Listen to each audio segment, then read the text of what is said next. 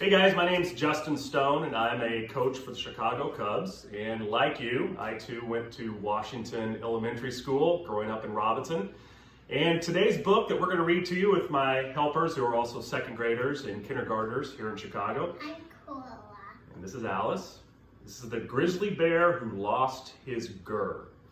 And just like you guys, I'm at home too, kind of like out of school, I'm out of spring training. So this is a great time a great way to pass the time with you guys, and look forward to sharing this story with you today.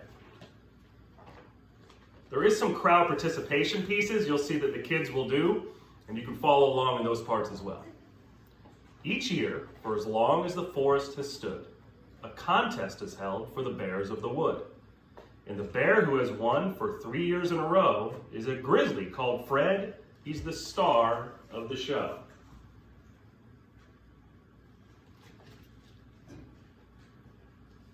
A brilliant fish catcher, a fine hula hooper.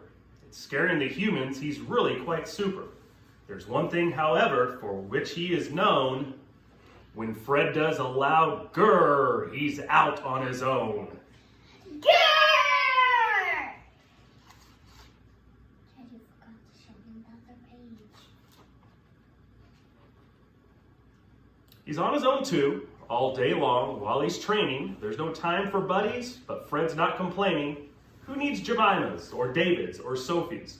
My friends are my prizes, my medals, my trophies.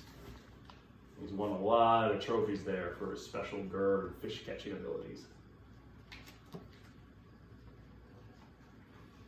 Now this guy is Boris, the new bear in town. He's entered the contest to win Fred Bear's crown. He's big and he's strong, and he's fast and he's clever. They say that his GRRRR is the loudest GRRR ever. This is Boris. He's gonna take on Fred. But why is he trying to keep out of sight, so sneaky and quiet in the still of the night? He's leaving Fred's cave. If you didn't know better, you'd swear that he had something under that sweater.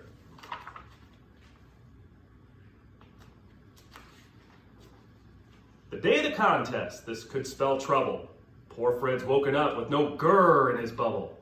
What's terrible luck? What a shame, what a bore. 2 hours till the contest, Fred's lost his roar.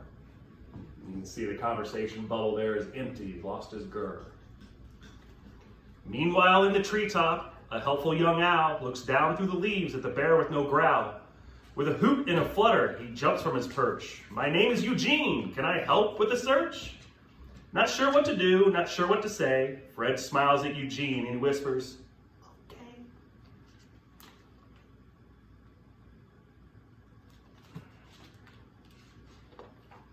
So they look in the greenhouse, they look in the shed, they look through the laundry and under the bed, the top of the wardrobe, inside it, behind it.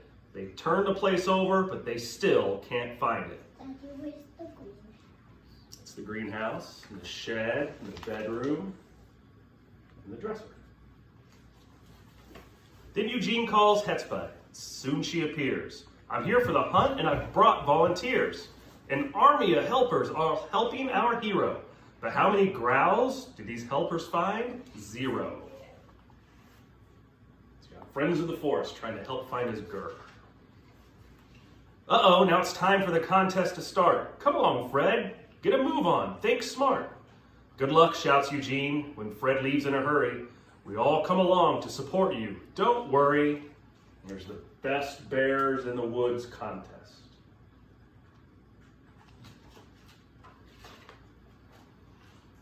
First it's the fish catching. Fred is on fire. Look at that score getting higher and higher. Next, the hula hoop. Boris is spinning. With 5 more than Fred, he is definitely winning. It's scaring the humans, it's hard to deny. They're both pretty scary. Let's call it a tie. And now for the loud GRRRR in the last round of all. But who's in the lead? Well, it's too close to call. So Fred won the fish catching. Boris won the hula hooping. And they're both equal. They both scored 100 on scaring humans. First up, it's Boris. A deep breath, and then...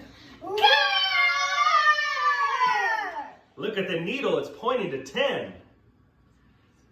Now Fred's in the spotlight, he puffs out his chest, he opens his mouth, and he hopes for the best.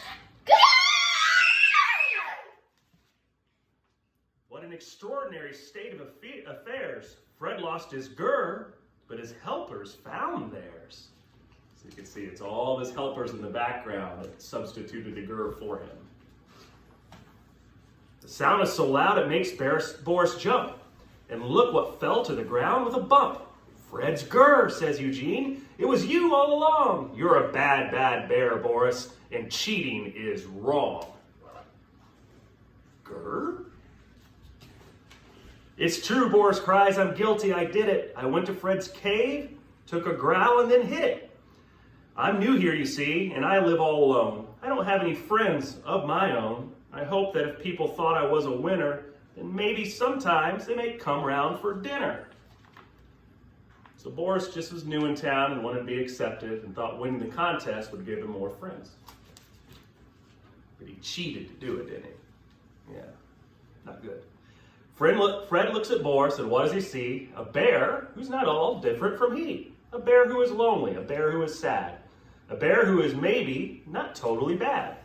I think we're both winners, says Fred, and what's more, I'd like to be friends, and he holds out his paw. Really, says Boris, who got to his feet, gives Fred a bear hug. Oh, isn't that sweet?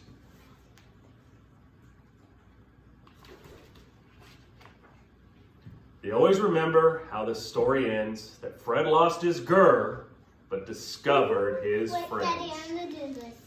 Ooh, ah, ooh, ah, ooh. Now, why are they doing the oohs and the ahs? Because of the fireworks. Yeah, they got to see fireworks with all their friends, and they made a bunch of friends at the end. Have a seat for me. We'd like to finish up the story by also giving you guys a message, and that your principal asked me to do that. And I always think back of being at Washington School and growing up in Robinson, and thinking of wanting to be maybe an athlete one day or wanting to be a pro baseball player. And I always thought, I'm from a small town and I really hadn't traveled much, and just small town people don't get opportunities to do things like that. And I obviously can't be further from the truth. So I'll finish up my message today with whatever you want to do, no matter where you're from, you can do it as long as you work towards that goal. Thanks for joining us for the story, guys, and be safe.